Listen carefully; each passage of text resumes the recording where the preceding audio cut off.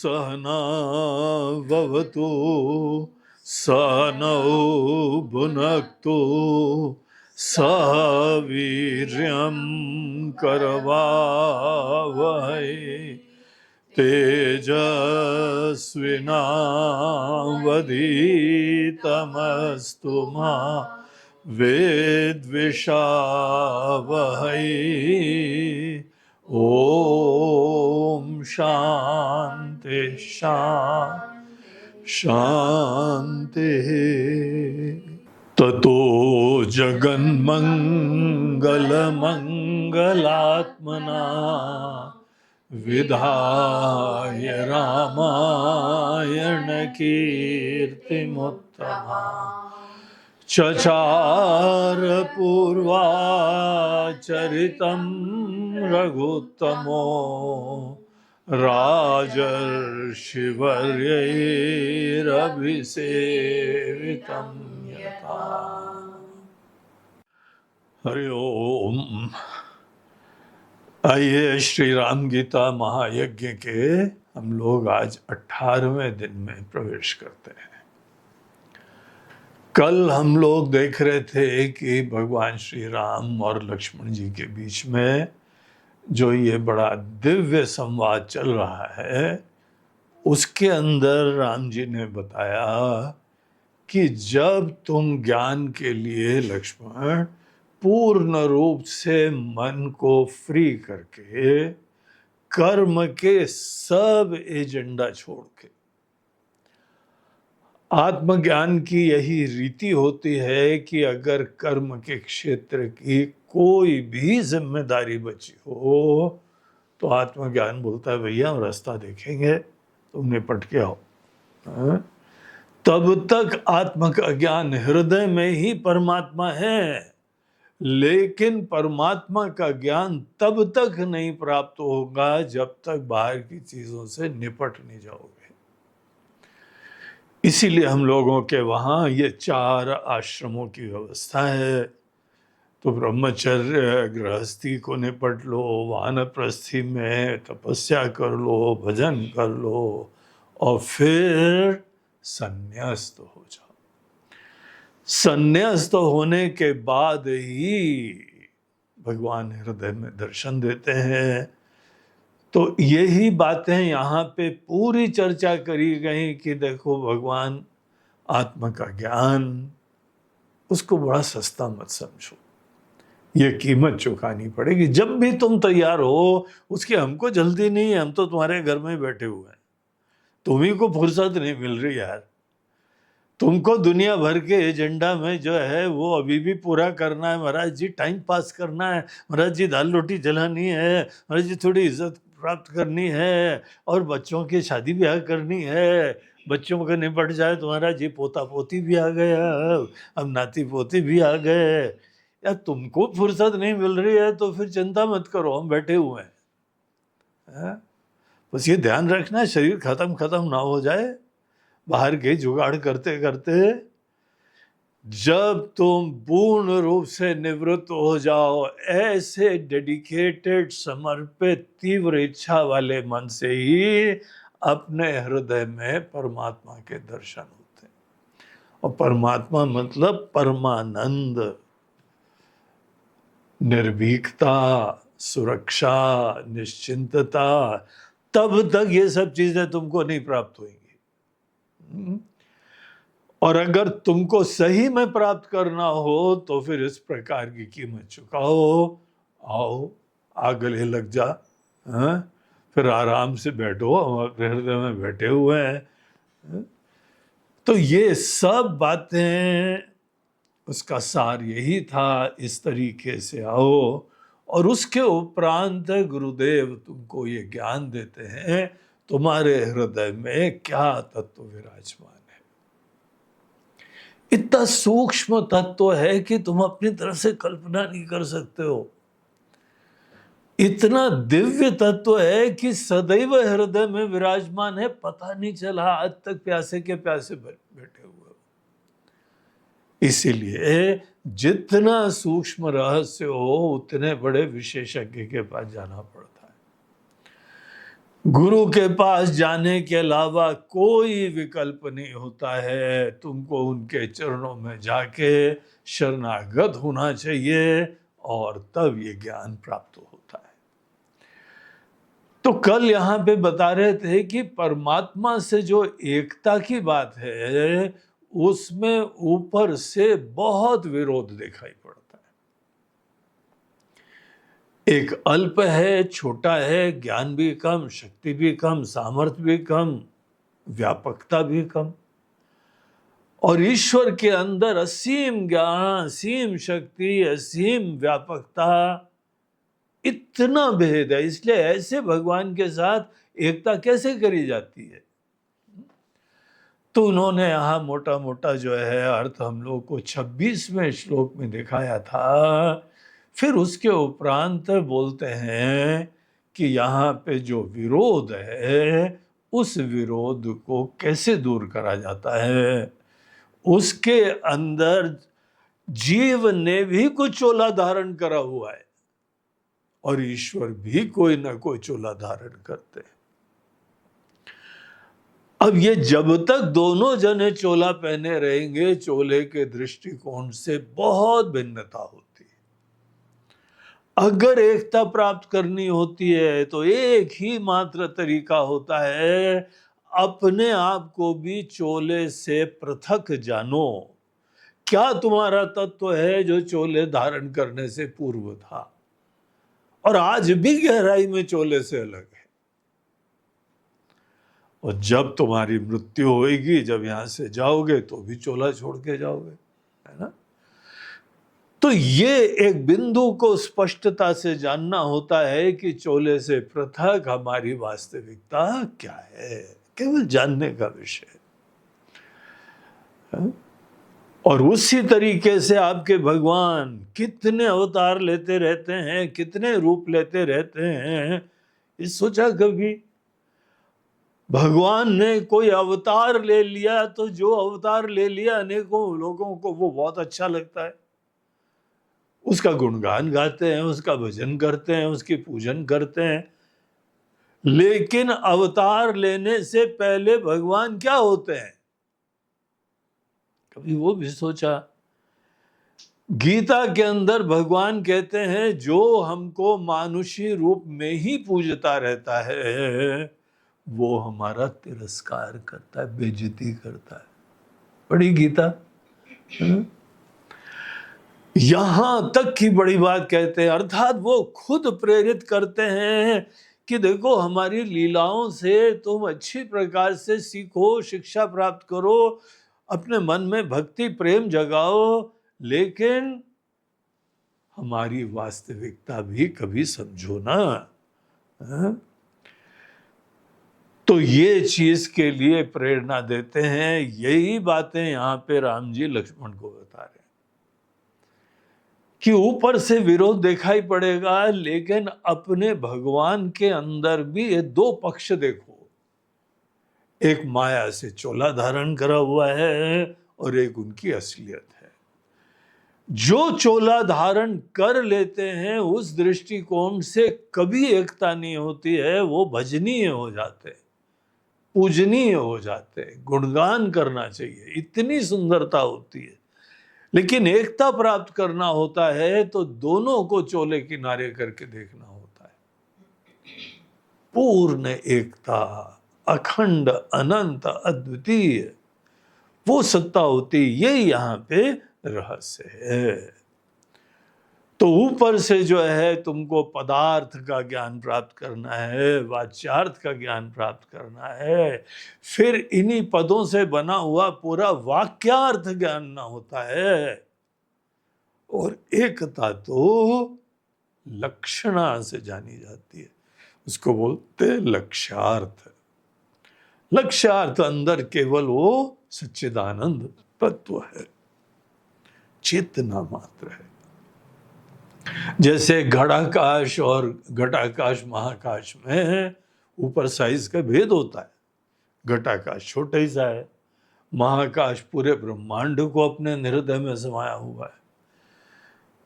तो उपाधि को किनारे करके आकाश मात्र देखो तो एक अखंड अनंत आकाश है। तो ये चीज यहां बताते हुए अब देखिए अगले श्लोक में हम लोग प्रवेश करें, 27वें श्लोक में उसको पाठ करते हैं और देखते हैं क्या राम जी आगे बताते हैं। एकात्मकत्वा जहति न संभवेत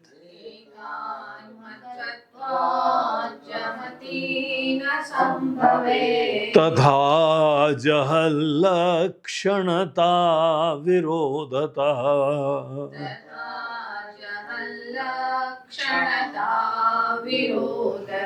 सोऽयं पदार्था विभागलक्षणा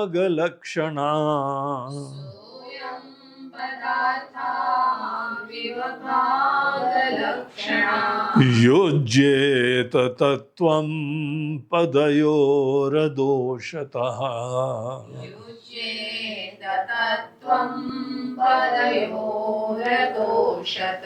देखिए जो तत्त्वम असि, ये जो महावाक्य है ये बहुत अद्भुत महावाक्य है, बड़ा अद्भुत रहस्य इसके अंदर बताया जा रहा है कि हे जीव तुम परमात्मा से एक हो।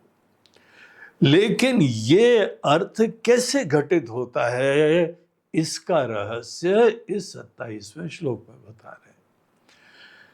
बोलते एक सज्जन को हमने बताया, बोला कि देखो एक तरफ से ये जीव है, दूसरी तरफ से ईश्वर है।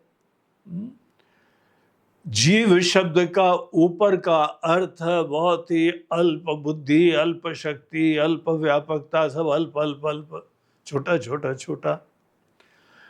और ईश्वर सर्वज्ञ, सर्वशक्तिमान, आदि आदि। इन दोनों की औपाधिक विशिष्टताओं को त्याग देना चाहिए, उपेक्षा करनी चाहिए। तो एक सज्जन ने क्या करा, बोलते हाउ महाराज, ये यहाँ मालवा में हाउ बोलते हैं, इंदौर में किसी से बोलो हाँ भाई ठीक है ना, हाउ। तो कोई यहाँ इंदौर आए तो रेडी रहना, ये हाउ हाउ बोलने के लिए, यहाँ ये चलता है। तो इसीलिए हमारे मुंह से भी हाउ निकल रहा है। लक्ष्मण जी ने हाउ नहीं बोला, ये हम बोल रहे हैं हाउ।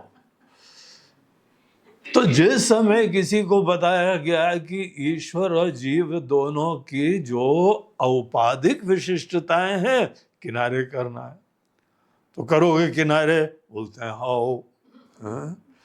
और उन्होंने ध्यान में वो बैठे और ध्यान में हम जो जीव की तरीके से हैं पूरा उसको किनारे कर दिया। और ईश्वर हमको देख रहे हैं, ज्ञानवान महिमावान, बोलते हैं ईश्वर को भी गुरु जी ने बोला किनारे करो। तो ईश्वर भी किनारे, जीव भी किनारे, अनेकों लोग इसका ध्यान करवाते हैं। बोलते कोई विचार नहीं करना, न जीव का न कोई थॉट का, विचार ही नहीं लाना, विचार के अभाव में क्या होता है। तो इस प्रकार से अनेकों दर्शन हैं, खासकर जो है ना बौद्ध दर्शन वाले ये चीजें बताते हैं।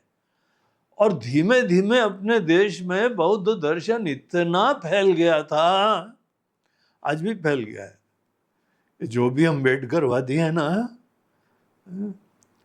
सब जहां पर भी हो, समझ में आएगा भले कुछ नहीं, वो एक स्तंभ बना देंगे, स्तूपा। हर जगह जो है वो ऐसा ध्यान भी करवाएंगे, शून्यवाद वाला। सब विचार किनारे करो, कोई चिंतन नहीं करो, न जीव न ईश्वर न कुछ। अब इस प्रकार से लोग होते हैं भैया। ये तो शंकराचार्य जी आए, उन्होंने हम लोग के सनातन धर्म की स्थापना करी, बच गया। नहीं तो ये बौद्ध दर्शन वाले चीन में, जापान में, बर्मा में, लंका में और अफगानिस्तान में देखो कितनी मूर्तियां थी, थोड़ी दाढ़ी गई थी जब इस्लामी लोगों के द्वारा, कट्टरपंथियों द्वारा। इतनी विशाल विशाल मूर्तियां चारों तरफ, इतना फैल गया था, यहां अपने देश में भी फैल गया था। देखो, अध्यात्म को कोई समझे, जाने, उस निष्ठा रखे, ये बड़ी खुशी की बात होती, लेकिन कुछ सिद्धांत स्पष्ट होने चाहिए। अगर ऐसा सिद्धांत हो तो सभी छोड़ दो। इसको यहां पे कहते हैं जहद लक्षणा। जहद लक्षणा का जब कोई आश्रय लेता है तो सब चीजों को त्याग देता है। जहद का मतलब होता है त्यागना। आप जीव को भी त्याग दीजिए, ईश्वर को भी त्याग दीजिए, कोई यहां पे न भक्त है न भगवान है, सब त्याग दो। उपाधि को बोला था कि किनारे करो, इन्होंने भगवान को छोड़ दिया। एक सज्जन अपने बच्चे को नहला रहे थे टब में, उन्होंने बताया कि हाँ भाई अब टब वाला पानी वानी फेंक के आ जाओ, तो बच्चे के साथ फेंक के आ गए। ऐसे बांगड़ू लोग। अब यहां पे बोला कि जीव और ईश्वर की उपाधि त्यागो, तो जीव को भी त्याग दिया, ईश्वर को भी त्याग दिया। बोलता है हाँ महाराज, शून्य हो गया है। तो बोलते हैं भाई ये जहद लक्षणा का आश्रय नहीं लेना है।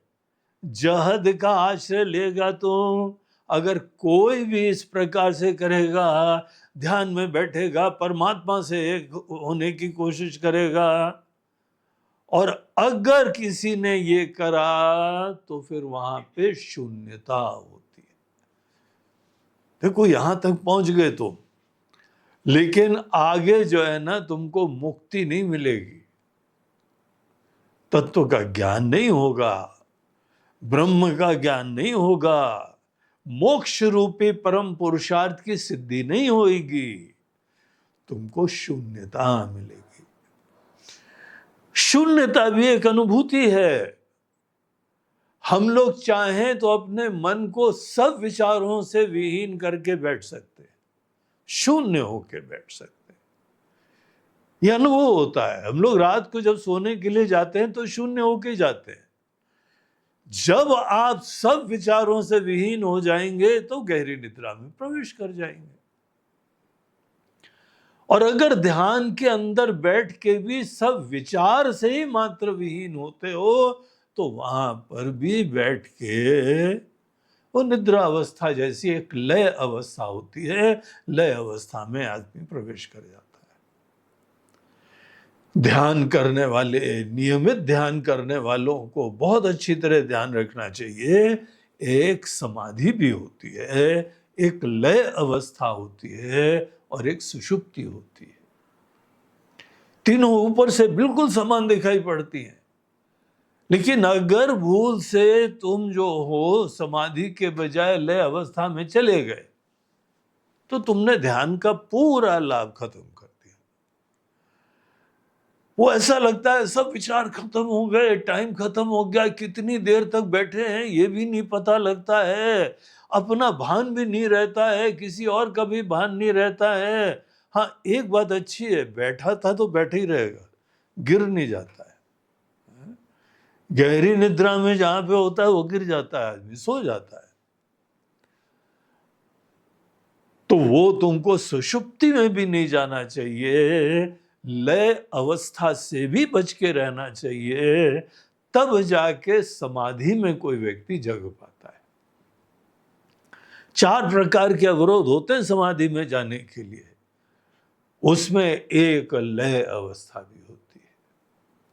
लय में हमारा मन लीन हो जाता है, सब विचार शांत हो जाते हैं। विचार शांत हो जाने मात्र से परमात्मा का ज्ञान नहीं होता है। यही बात यहां पे देखो राम जी लक्ष्मण जी को भी बता रहे हैं। ये सब ज्ञान जो है ना भी रिसेंट नहीं है, उपनिषदों में बताया हुआ है, वेदों में बताया हुआ है, और राम जी लक्ष्मण जी बैठ के ऐसी चर्चाएं करा करते थे। बाकी भाई लोग क्या क्या चर्चा करते हो घर में, हाँ? केवल प्रपंच। ये देखो 2 भाई लोग, इन्हीं लोगों के द्वारा राम राज्य की स्थापना होती है। ऐसे महान ज्ञानी होते हैं, बुद्धिमान होते हैं, खुद मुक्त होते हैं, निस्वार्थ होते हैं, तब जाके ऐसी दिव्य संस्कृति बना करती है। तो उसके पीछे ये है कि जहद लक्षणा, अगर तुमने जहद की मेथोडोलॉजी का आश्रय ले लिया तो यहां तक पहुंचने के बाद भी तुमको ये ज्ञान नहीं होता है। एक दूसरे सज्जन है, उनसे बताया गया नहीं सब नहीं छोड़ना है, उसने हाँ महाराज नहीं छोड़ूंगा। तो न जीव को छोड़ते हैं न ईश्वर को छोड़ते हैं।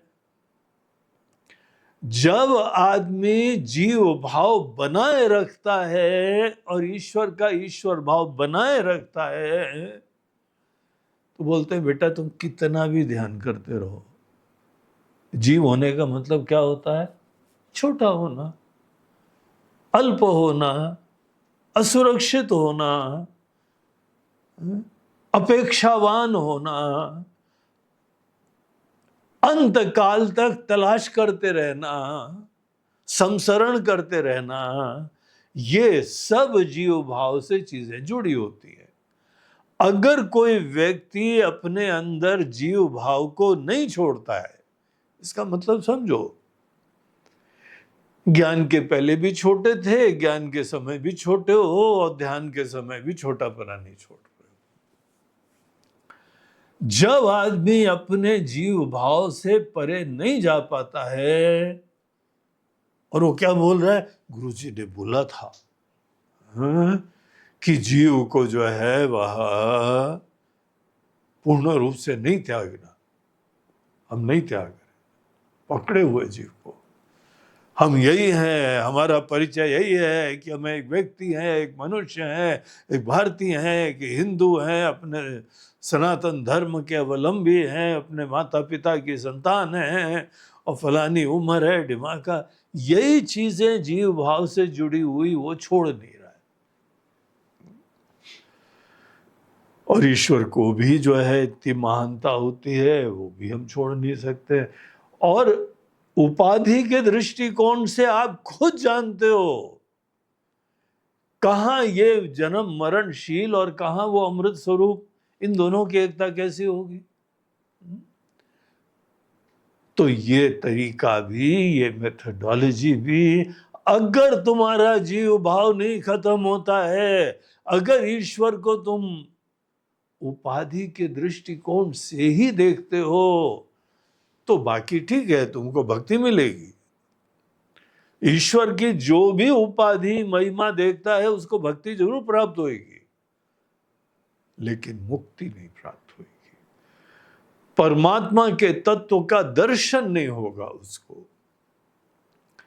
तो एक को बोलते हैं जहद लक्षणा, जहां पे पूर्ण रूप से त्याग दिया, जीव को भी त्याग दिया, ईश्वर को भी त्याग दिया। हमारे ध्यान की प्रक्रिया, हमारे ज्ञान की प्रक्रिया में जीव ईश्वर को पूर्ण रूप से किनारे कर दिया जाता है। इस तरीके से महावाक्य का ज्ञान नहीं प्राप्त होता है।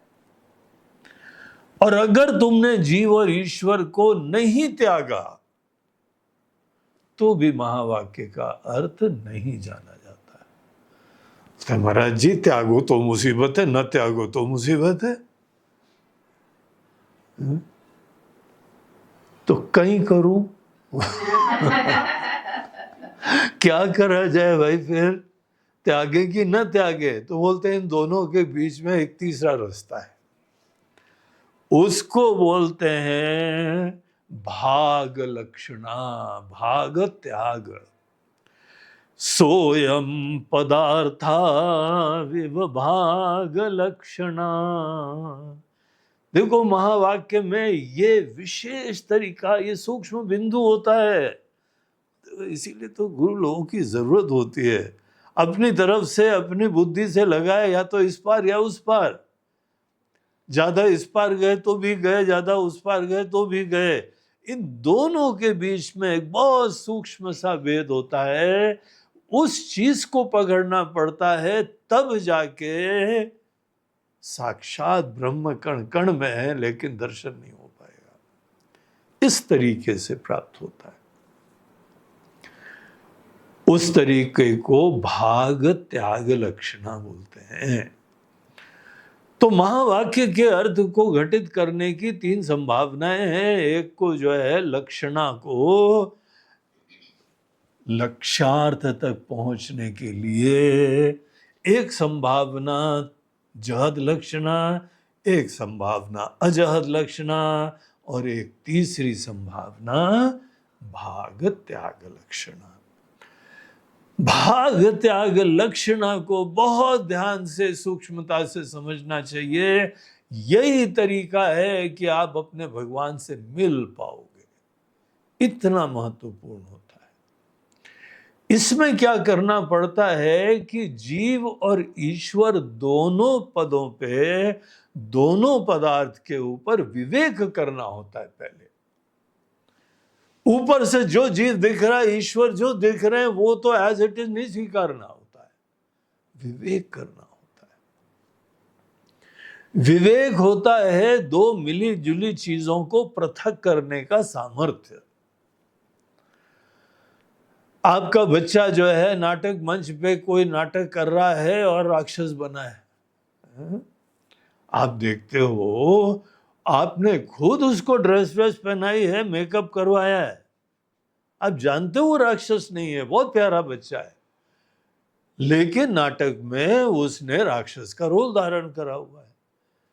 आप बच्चे की वास्तविकता जानने के लिए उसके सब ड्रेसिंग जितनी भी करी गई है, वेशभूषा, आप उसको किनारे करके अंदर गहराई में देखते हो कि ये मासूम बच्चा है। पृथक करना पड़ता है। ड्रेस और जो पहनने वाला है, उन दोनों को पृथक करो। जीव एक चोला धारण करा हुआ है। गीता के दूसरे अध्याय में भगवान बोलते हैं, यह शरीर तुम्हारा केवल चोला है।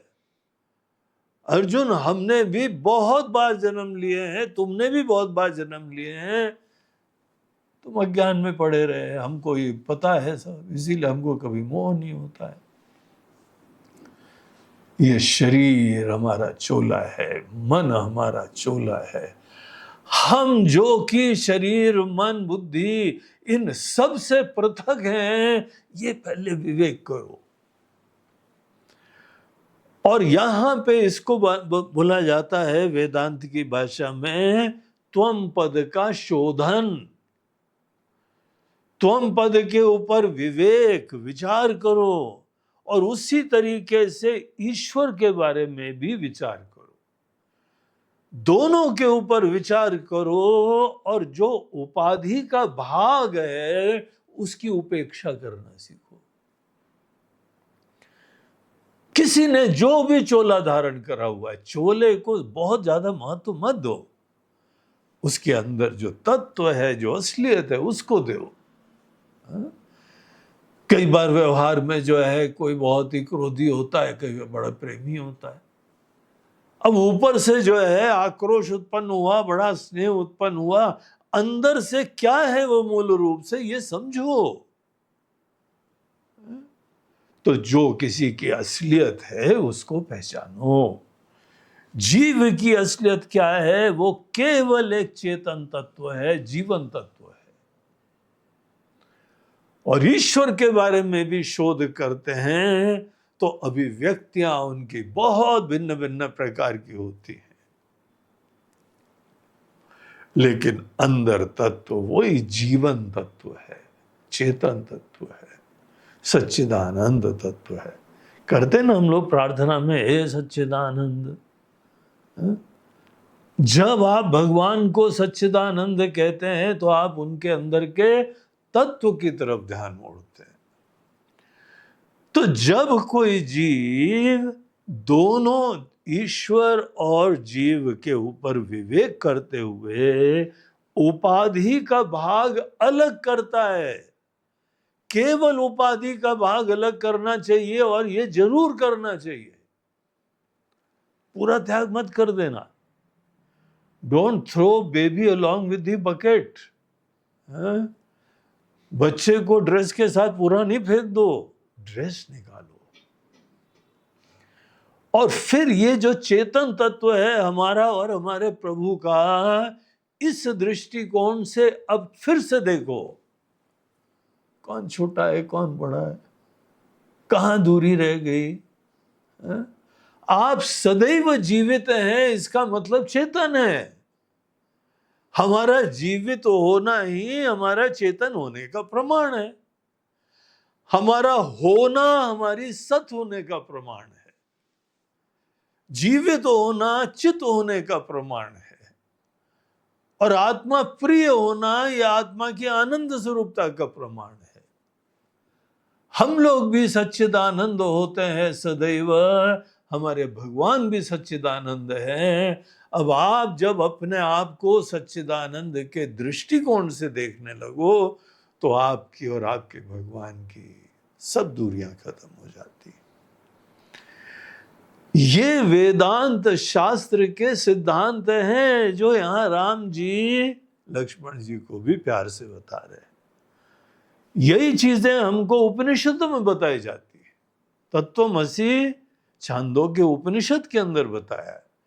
उद्दाल का ऋषि जी अपने पुत्र श्वेतकेतु को ये बता रहे। देखो उपनिषदों के अंदर पिता पुत्र कैसी बातें करा करते थे, है? ऐसी गंभीर गहराई सूक्ष्म की बातें वो चर्चा यहां होती थी।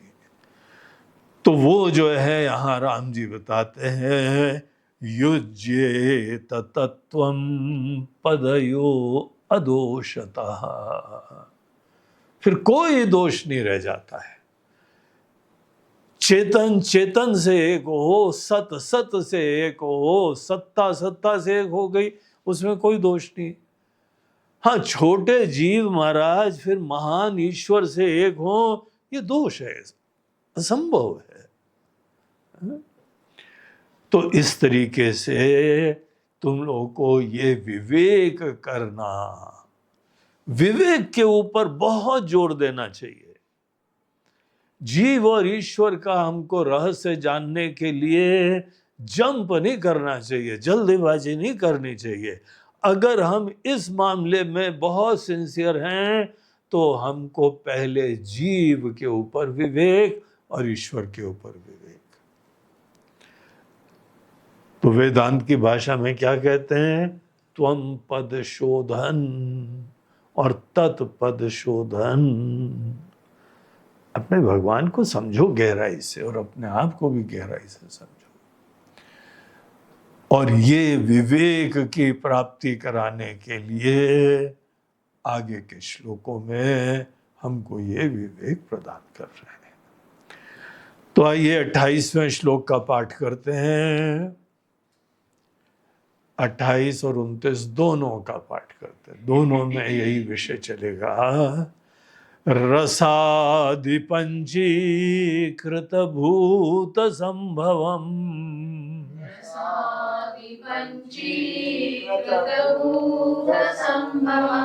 भोगालयं दुःख सुखादि कर्मणाम्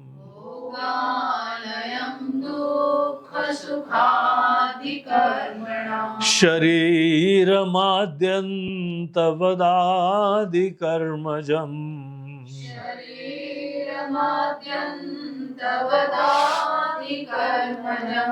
मायामयं स्थूलमुपाधिमात्मना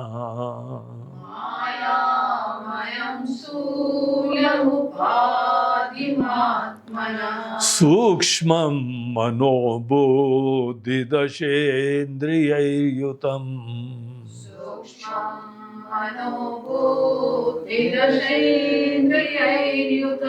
प्राणैः अपञ्चीकृत संभवम्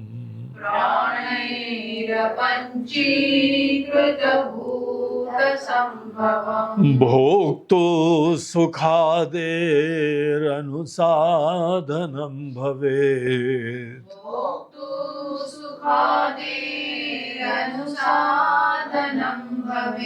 शरीरमन्यद्विदुरात्मनो बुधाः।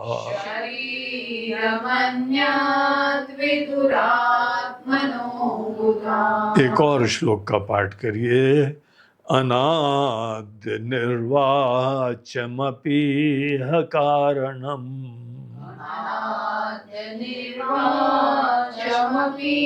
न कारणम् माया प्रधानं तु परं शरीरकम् माया प्रधानं तु परं शरीरकम् उपाधिभेदातु यतः पृथक् स्थितम् उपाधिभेदात् तु यतः पृथक् स्थितम् स्वात्मानमात्मन्यवधारयेत् क्रमात् स्वात्मानमात्मन्यवधारयेत् क्रमात्। यहाँ से भगवान हमको विवेक की प्रक्रिया बता रहे हैं, जो कि बड़ी प्रैक्टिकल चीज आ रही है। अभी तक आप ये सोच लो वैचारिक आधार दिया जा रहा था, लेकिन अब ये यहाँ पर हमारे जीवन का प्रैक्टिकल काम चालू हो रहा है। विवेक अपने आप को गहराई से जानने की प्रक्रिया है, बगैर अपनी उपाधि आदि की उपेक्षा करे हुए। आज हम जो है एक शरीर धारण करे हुए, उपाधि धारण करे। शरीर को उपाधि कहा जाता है, कोई भी शरीर हो। और यहां हम लोग के पास पता है 3-3 शरीर हैं। पार्टी में जाते हो ना, 3 पीस सूट पहन के जाते हो, एक अंदर की शर्ट पहनी, उसके ऊपर एक कोटी होती है, जैकेट, और उसके ऊपर कोट पहनते हो ना, टाई वाई लगाते हो अलग। उसी तरीके से दुनिया में भगवान ने हमको भेजा है 3 शरीर धारण करवा के। 3-3 शरीर सबके हैं। आपको ये सब चीजें हमको पढ़ने में आनी चाहिए, हमारे कोई शिक्षा ही नहीं देता है। राम जी देखिए यही सब बातें कर रहे हैं। बोलते हैं ये 3 शरीर हैं, उसमें से जो दृष्ट है, जो आंखों से दिखता है, जो इंद्रियों से दिखाई पड़ता है, अपना भी और दूसरे का भी। हर जन्म में हम लोग इस ही स्थूल शरीर को धारण करते हैं, और हर जन्म में स्थूल शरीर को यहाँ पे छोड़ देते हैं, और जीव अपने सूक्ष्म शरीर के साथ इस दुनिया से प्रयाण कर जाता है, उड़ जाता है। हर जन्म में ये स्थूल शरीर बहुत पुण्य से मिलता है। राम जी अपनी एक बार प्रजा को बता रहे थे, बड़े भाग मानुष तन पावा। कुछ भी तुम योनि धारण कर सकते थे, पक्षी बन सकते थे, पशु बन सकते थे, अनेकों सांप बिच्छू बन सकते थे, देवता बन सकते थे, असुर बन सकते थे। इन समस्त 84 लाख योनियों में से तुम मनुष्य बने हो। तो मनुष्य बनना बहुत विशेष है, क्योंकि इस मनुष्य योनि में ही ये सब विवेक, ज्ञान, मुक्ति सब प्राप्त हो सकती है। मनुष्य कर्म भी अच्छे बना सकता है। पाप पुण्य भी केवल मनुष्य योनि में ही बनते हैं, इसको कर्म योनि कहते हैं। बाकी सब भोग योनि होती है। जो मनुष्य जीवन में हमने अर्जित कर लिया, बाकी जो भी शरीर है उसमें केवल उनका क्षय होता है, कर्मों का क्षय होता है। तो मनुष्य योनि बहुत विशेष है, सेलिब्रेट करो, सौभाग्य समझो। इसीलिए हम लोग के वहां जन्मदिन भी बहुत ही अच्छी तरह मनाते हैं हम लोग। और जन्मदिन मनाने के समय ये मत सोचना तुम्हारे जन्म हुआ है, बोलते नहीं, अगर ऐसा सोचोगे तो तुम मोह में पड़ जाओगे। तुम्हारा जन्म नहीं हुआ है, तुम तो आके शरीर को धारण करा था तुमने। तुम आए थे अपनी माँ के गर्भ में, ये बन रहा था, उस समय तुमने प्रवेश करा था, आके गृह प्रवेश हुआ था तुम्हारा। उसके बाद समय आने पे जहां शरीर पूरा तैयार हो गया, तुम इस दुनिया में अभिव्यक्त हुए, फिर धीमे धीमे बड़े हुए, और उसके उपरांत ये शरीर छोड़ के जाओगे आगे। तो ये शरीर जो है बहुत अद्भुत होता है, दिव्य होता है, जितना सामर्थ्य इसके अंदर होता है किसी में नहीं होता है। लेकिन तुम्हारी ये गाड़ी है केवल। गाड़ी को बहुत अच्छी तरह से ध्यान से रखो, साफ सफाई करो, सर्विसिंग करो, तेल पानी डालो, लेकिन ये थोड़ी मोह रखो तुम ही गाड़ी हो। हाँ? जो व्यक्ति ये सोचता है हम ही ये शरीर हैं, वो आदमी को पता लगता है इसने सत्संग नहीं करा है, इसने वेदों का अध्ययन नहीं करा है, इसने राम जी के उपदेशों को भी नहीं सुना हुआ है। ये क्या है?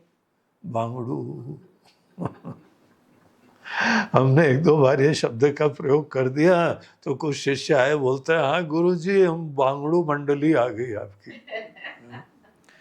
बांगड़ू क्लब है ये हमारा, हम सब उसी लेवल पे पड़े हुए हैं।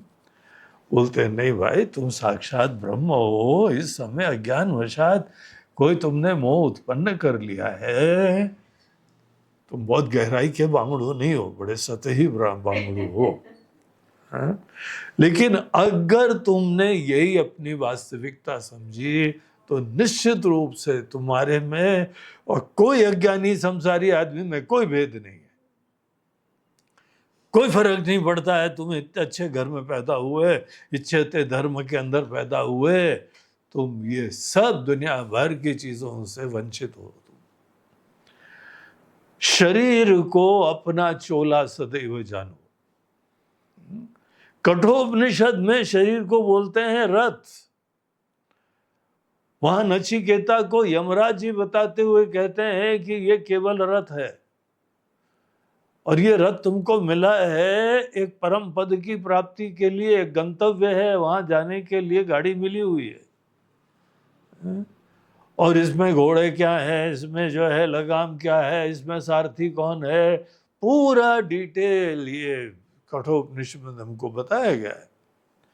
शरीर को जो है बहुत धन्यता से देखभाल करो, लेकिन इसको सदैव अपना साधन समझो। ये पहला जो हम लोग का शरीर होता है इसको स्थूल शरीर बोलते हैं। तो स्थूल शरीर का राम जी वर्णन करते हुए 28वें श्लोक में लक्ष्मण जी को देखिए क्या बताते हैं। रसादि पंचीकृत भूत संभवम। हे लक्ष्मण, ये 5 महाभूतों से, वो भी पंचीकृत महाभूतों से। तो 5 तत्व होते हैं ना, सुना है ना, आकाश वायु जल अग्नि पृथ्वी, ये सब जो सब मिला के 5 तत्व होते हैं ना, इन 5 चीजों से माया ने पूरी दुनिया बनाई है, आपका शरीर भी बनाया है। लेकिन जब ये 5 महाभूत शुरुआत में उत्पन्न होते हैं, ये बहुत सूक्ष्म होते हैं, ये आंखों से दिखते नहीं है। फिर एक माया के अंदर ही 5 महाभूतों में एक जो है प्रक्रिया होती है जिसको कहा जाता है पंचीकरण। पंचीकरण की प्रक्रिया में जो तमोगुण का अंश होता है माया के अंदर, ये 5 के अंदर 5 महाभूत जो हैं, इसमें सात्विक अंश भी होता है, राजसी अंश भी होता है और तामसी अंश भी होता है। जो तामसी अंश होता है उन महाभूतों के अंशों में एक जो है ना केमिस्ट्री होती है, केमिकल रिएक्शन होता है। ऐसा केमिकल रिएक्शन होता है कि फाइनल जो बाई प्रोडक्ट है वो स्थूल महाभूत बन जाते हैं और वो दिखने लगते हैं। पंचीकरण की प्रोसेस से अदृष्ट सूक्ष्म महाभूत दृष्ट हो जाते हैं और ऐसे ये पंचीकृत महाभूतों से ही हम लोगों को ये देह मिलता है। भगवान ने हम लोगों को स्थूल देह जो दिया है वो पंचीकृत महाभूतों से उन्होंने लेके, आप ये समझ लीजिए जैसे कुम्हार ने मट्टी गूंदी और उसके उपरांत घड़े, कुल्हड़, सुराही, सब भिन्न भिन्न प्रकार की चीजें बनाई। तो यहां पे पंचीकृत महाभूत से ईश्वर ने 84 लाख योनियां बनाई, एक से एक डिजाइन, और कितनी अद्भुत। हर शरीर अलग है। अब ऊपर से देखिए, अगर सजाती है, हम लोग अनेकों चीजों में देखें सभी मनुष्य हैं, लेकिन क्या सूक्ष्म सा भेद होता है कि इमीडिएटली पहचान जाते हो, अरे भाई तुम रामू, वो श्यामू कहाँ है, ये रामू श्यामू दोनों भाई, और हमको भेद पता लग जाता है। थोड़ी सी नाक चपटी, थोड़ी सी नाक पहनी, थोड़ी सी आंख ऐसी, थोड़ा मुंह ऐसा, जहां मुस्कुराए तो एक दांत ऐसे लटका हुआ है, एक ऐसे है, थोड़ी सी आर्ट बनाई है, हल्का सा ब्रश मारा और रामू श्यामू का भेद पता लग गया। करोड़ों लोग हैं, मनुष्य हैं दुनिया के अंदर, कभी भ्रम नहीं होता है। जहां मिले, अरे भैया भैया कहाँ थे, बहुत दिन से दिखे नहीं हो, सब परिवार में कुशल मंगल, फट से पहचान जाते हो। भगवान के पास रिसोर्सेस क्या थी, एक चेहरा, दो आंखें, दो नाक और एक मुंह, दो कान, इतने फिट करना था। ये फैक्ट्री की तरह नहीं फिट होता है, सभी धड़ाधड़ निकल रहे हैं कि जैसे। बहुत ही प्यार से एक एक व्यक्ति को भगवान ने बनाया है, और वो पंचीकृत महाभूतों को ही मटेरियल कॉज की तरह लिया है। माता वगैरह सब निमित्त तो होती हैं, डिजाइनिंग सब भगवान की होती है। ईश्वर सब डिजाइनिंग करके रसादि पंचीकृत भूत संभवम, उसके द्वारा ही ये चीज बनी। और आगे बोलते हैं काहे के लिए दिया है पता है हमने, तुम अनुभव प्राप्त करो। शरीर केवल इसीलिए दिया जाता है क्योंकि इसका नाम देखो, राम जी क्या बोलते हैं, भोगालय। जैसे कहीं स्कूल में जाओ तो विद्यालय, अस्पताल में जाओ तो रुग्णालय, शरीर को बोलते हैं भोगालय।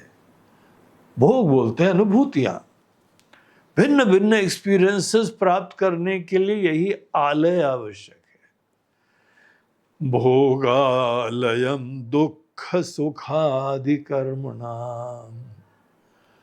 और कोई भी अनुभूति प्राप्त करने के लिए आपके पास उस प्रकार की पूंजी होनी चाहिए। कर्म की पूंजी होती है तब जाके अनुभूतियां प्राप्त होती है। दुख के लिए आपको पाप की पूंजी चाहिए, सुख के लिए पुण्य की पूंजी चाहिए। सुख दुखादि, दुख सुखादि कर्मणाम, उसके लिए शरीर भोगालय है। लेकिन एक चीज यहां ध्यान रखना, शरीर माद्यंत वदादि कर्मजम, शरीर जो है आदि और अंतवान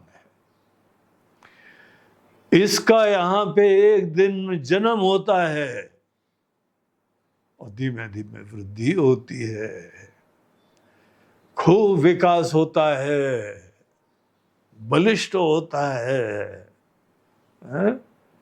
और धीमे धीमे फिर ग्राफ नीचे जाना चालू होता है, क्षय चालू होता है, रोग चालू होते हैं। और जैसे कोई वेव फॉर्म होता है ना, धीमे धीमे लहर की तरह ऊपर उठा और फिर नीचे जाते जाते फिर उसके उपरांत कोई ना कोई निमित्त बच जाता है। अगर कोई तुमने यहां पे रोग नहीं आने दिए तो स्वतः खत्म हो जाएगा। अन्यथा यहां इतने प्रकार के रोग हमने व्यवस्था करी हुई है कि कोई बच नहीं सकता है। सबको यहां से एक दिन इसको छोड़ के जाना ही जाना होता है, तो इसका अंत भी होगा। और जो व्यक्ति इस चीज को ध्यान रखेगा कि शरीर का अंत होने वाला है, मृत्यु बहुत बड़ी शिक्षा दिया करती है। जो व्यक्ति मृत्यु का स्मरण करता है वो कमल के फूल की तरह अनासक्त होकर जिएगा। जिस व्यक्ति को ये पता ही नहीं रहता, ध्यान नहीं रहता, शिक्षा नहीं मिली, अगर शिक्षा मिली भी अपने मोह के चक्कर में सब भूल जाता है, तो अनेक राग द्वेष उसके जीवन में आते रहेंगे। सदैव ध्यान रखो, शरीर का एक दिन अंत आने वाला है।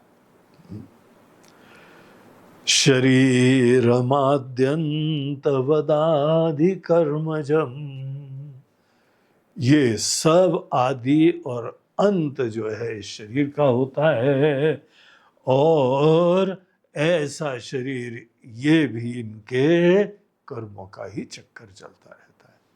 कितने दिन यहां पे तुम जियोगे, किसी को गारंटी नहीं दी है कि 100 साल पूरे जियोगे। इसीलिए तुमको सरप्राइज नहीं होना चाहिए, अरे महाराज जी 50 साल भी चला गया। उसने तुमको बोला था क्या, एग्रीमेंट था क्या, तुमको इतने साल दिए जाएंगे? कई लोगों की देखिए कितनी लंबी उम्र होती है, 100 साल भी पूरे कर गए, आगे भी बढ़ते चले जा रहे हैं।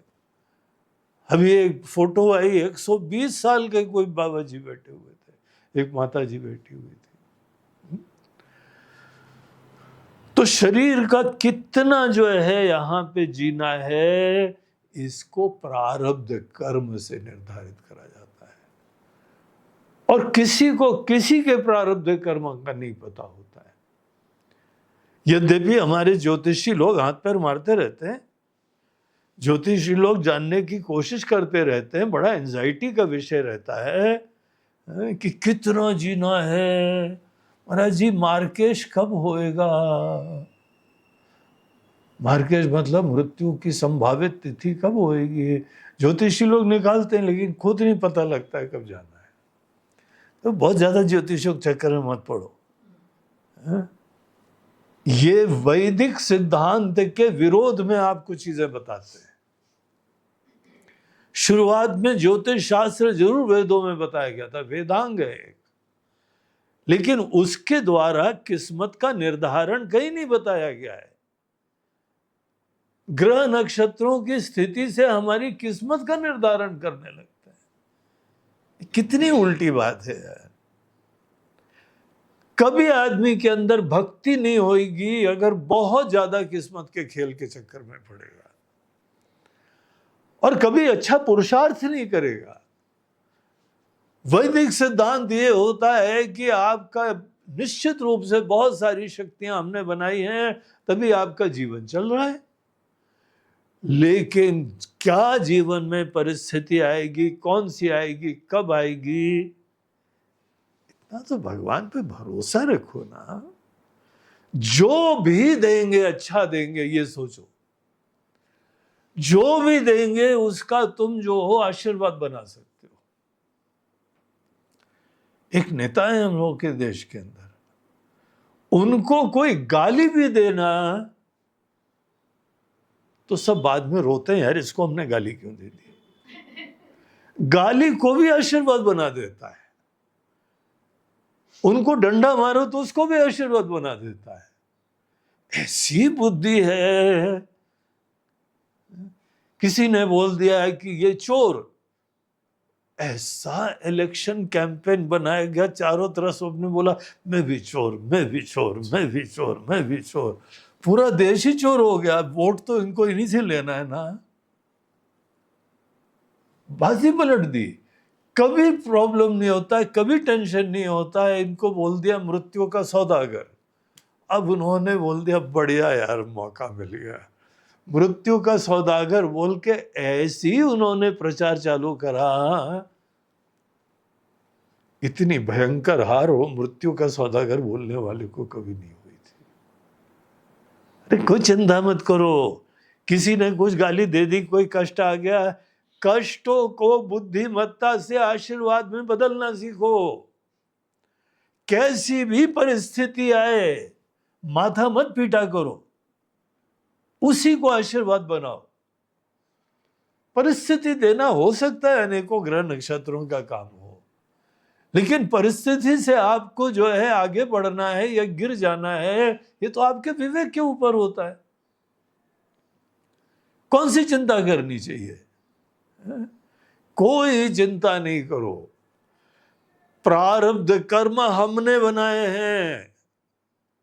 प्रारब्ध के भी ब्रह्मा जी हम लोग हैं खुद, और इसीलिए आगे कुछ भी सत्कर्म करना चाहें ये हम लोग कर सकते हैं। कोई फर्क नहीं पड़ता यहाँ पे हमको कैसी परिस्थिति आ रही है। हाँ, ये बात जरूर है, प्रारब्ध से ही शरीर मिलता है, प्रारब्ध से ही परिस्थिति मिलती है, प्रारब्ध से ही खत्म होने पे शरीर छोड़ा भी जाता है सब प्रारब्ध का खेल। इसीलिए कोई बच्चा है अभी जन्मा, अभी मर गया, हम लोग अपनी तरफ से कोशिश करें पूरी व्यवस्था करने को, लेकिन फाइनली सब कुछ हमारे हाथ में नहीं होता है, हम लोग सब जानते हैं। बड़े से बड़े डॉक्टर भी बोलते हैं अब आगे भगवान के हाथ में, जितना करना था भैया कर लिया हमने, और अब तो भगवान का जो है भजन करो। बड़े से बड़े विद्वान लोग भी यही भाषा का प्रयोग करते हैं। सीमा होती है हमारे सामर्थ्य की।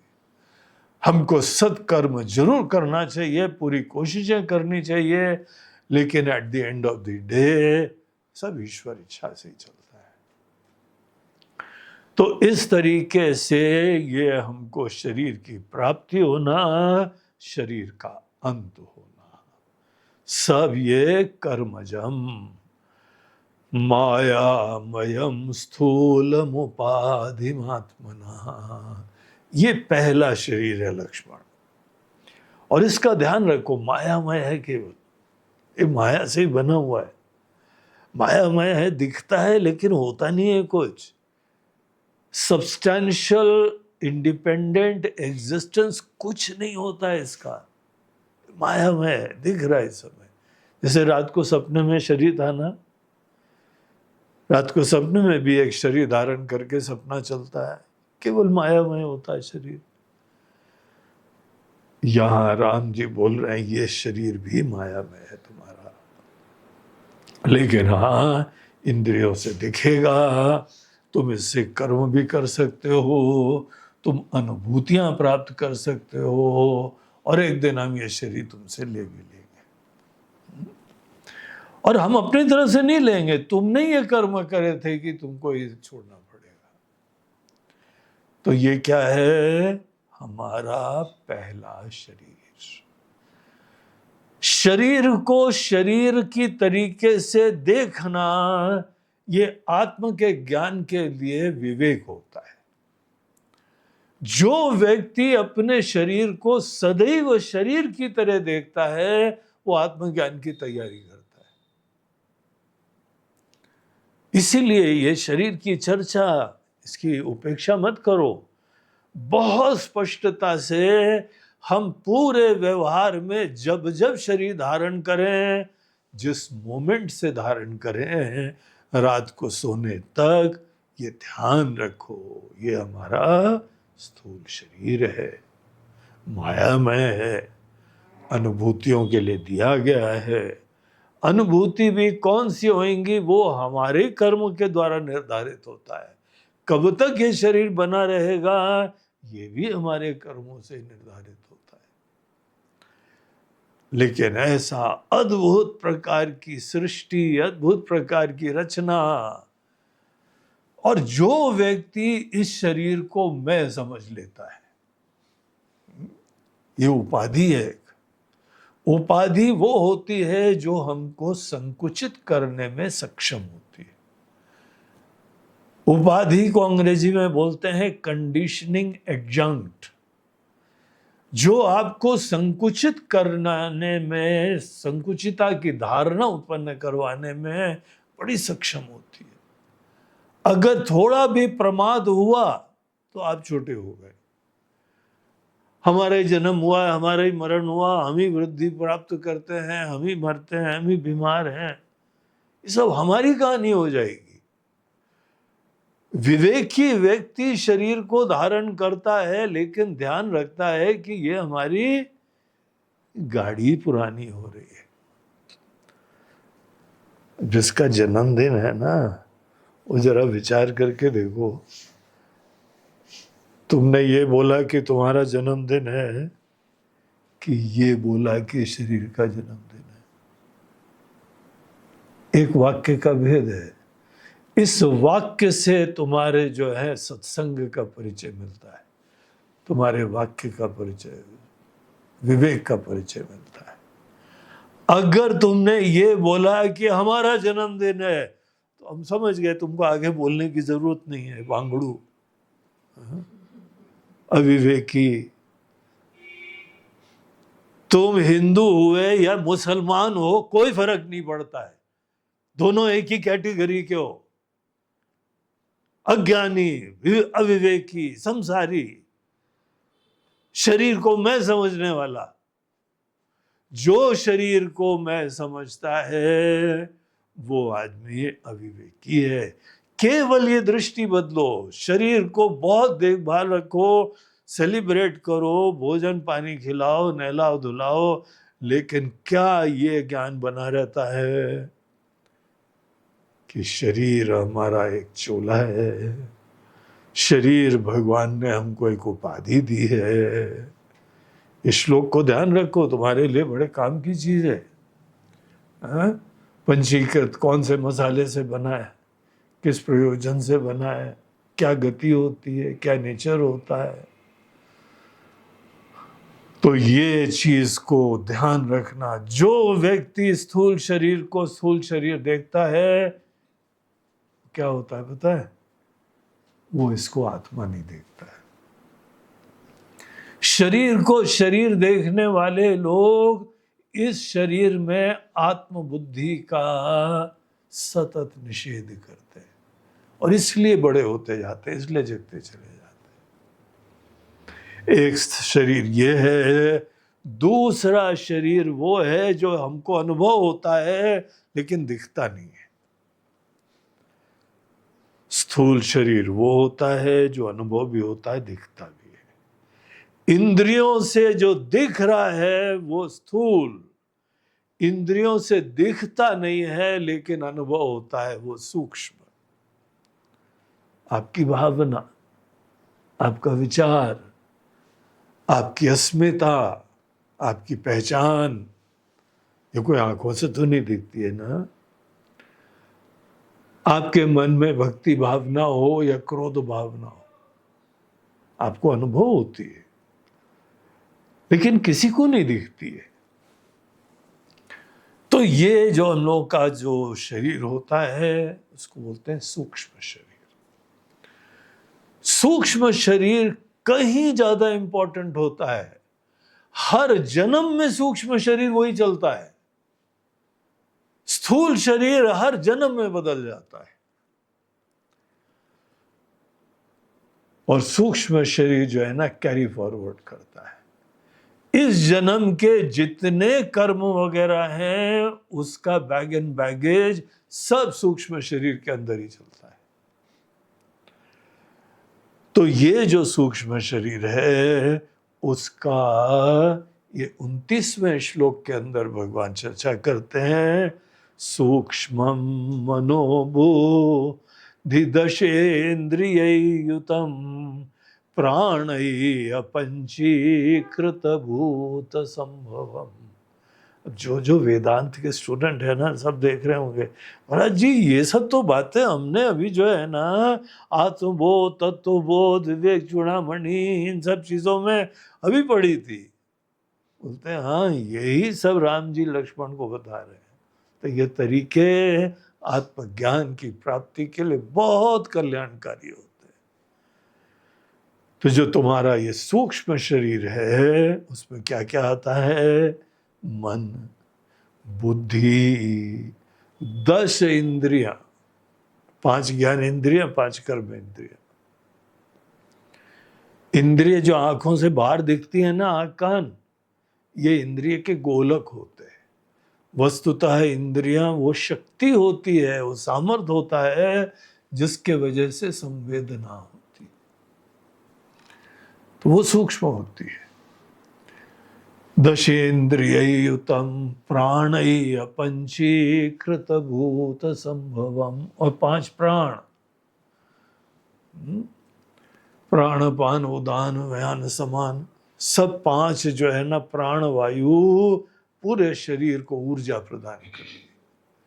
ये सब तुम्हारा सूक्ष्म शरीर है। मन बुद्धि 5 प्राण और 10 इंद्रिय, सब मिला के 17 कंपोनेंट्स होते हैं। कई बार जो है वो मन बुद्धि को 2 आगे और विभाजित कर देते हैं कैटेगरीज में, मन बुद्धि चित्त अहंकार। तो ऐसे समय उसके अंदर 19 कंपोनेंट बताए जाते हैं, लेकिन जनरली 17 ही बोले जाते हैं क्योंकि उसके अंदर इम्प्लाइड होता है। तो बोलते हैं ये 17 चीज का बंडल, ये हमारा आपका सूक्ष्म शरीर है। यही लेके यहाँ आते हैं शरीर में, और जब शरीर यहाँ छोड़ते हैं तो यही सूक्ष्म शरीर उड़ जाता है। देखिए आत्मा नहीं जाती है, ये सूक्ष्म शरीर जाता है। आत्मा तो सर्वव्यापी होती है, और इसके अंदर भोक्ता भाव होता है। वो भोग का आलय था और ये भोक्ता होता है, अनुभव ये करता है। भोक्तु सुखादेरनुसाधनम भवेत्, तो ये भोक्ता अनेकों सुखादि का साधन होता है। हमको केवल ये जानना है कि आप मन बुद्धि प्राण इंद्रियों का प्रयोग जरूर करो, यूज करने के लिए दिया है, धार्मिक तरीके से करो, सात्विक तरीके से करो, बुद्धिमत्ता से करो, लेकिन ये ध्यान रख के करो कि ये हमारा सूक्ष्म शरीर है। सूक्ष्म शरीर में आत्म बुद्धि दूर करते जाओ, यही आत्मज्ञान की साधना होती जाएगी। एक दृष्टि का परिवर्तन होता है। मन का प्रयोग तो सबको करना पड़ेगा, लेकिन मन हम हैं कि मन हमारा एक साधन है। ये अवेयरनेस बनाना, बस आप इससे मुक्त होते चले जाएंगे। जितने हद तक हम अपने आप को ये देखते जाएंगे कि हम सूक्ष्म शरीर के अलग उसके अधिष्ठाता है, हम इनसे अलग है, वो आत्म तत्व अलग है। एक चीज यहां सूक्ष्म शरीर के बारे में और समझना, सूक्ष्म शरीर के अंदर ही हमारा जीव भाव होता है। सूक्ष्म शरीर के अंदर ही ईगो होता है, हमारी इंडिविजुअलिटी होती है। आपका व्यक्तित्व केवल मन की कहानी है, और इसीलिए मन सो जाएगा ना तो आपके सब अभिमान खत्म हो जाते हैं। जहां मन जगेगा फिर से दुनिया भर के अभिमान चालू हो जाएंगे। जीव भाव, इंडिविजुअलिटी सब मन के अंदर है। बहुत इंटरेस्टिंग होता है मन। मन को बहुत अच्छी तरीके से सात्विकता से यूज करना चाहिए, और ये ध्यान रखना चाहिए कि ये हमारे पास उपाधि है।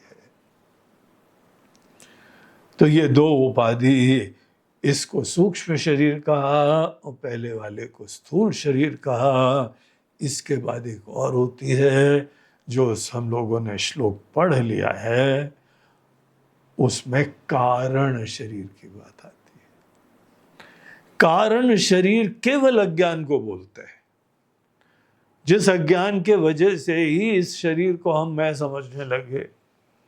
जब तक वो कारण रहता ना, भूल होती रहती है। उस अज्ञान को कारण शरीर बोलते हैं। उस चीज की चर्चा हम कल और आगे करेंगे। तो आज यहीं पे हम लोग विराम लेते हैं, और कल इसी विवेक की प्रक्रिया और चलेगी। ओम पूर्णमदः पूर्णमिदं पूर्णात् पूर्णमुदच्यते पूर्णस्य पूर्णमादाय पूर्णमेवावशिष्यते।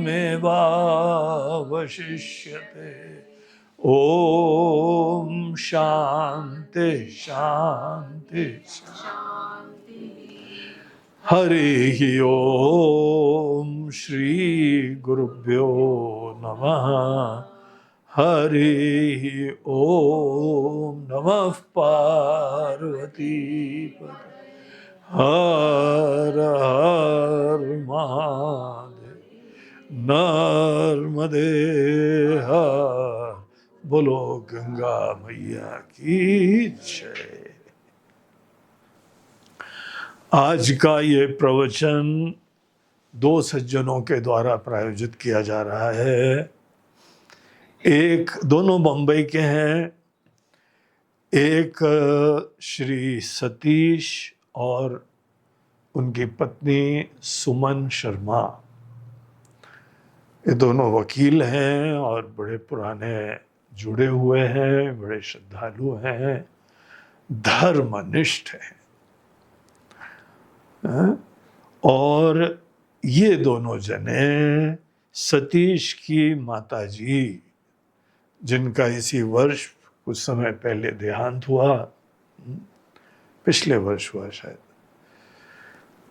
तो स्वर्गीय उनकी माताजी सीता देवी, उनका जो है श्राद्ध की तिथि है, 9वीं तिथि।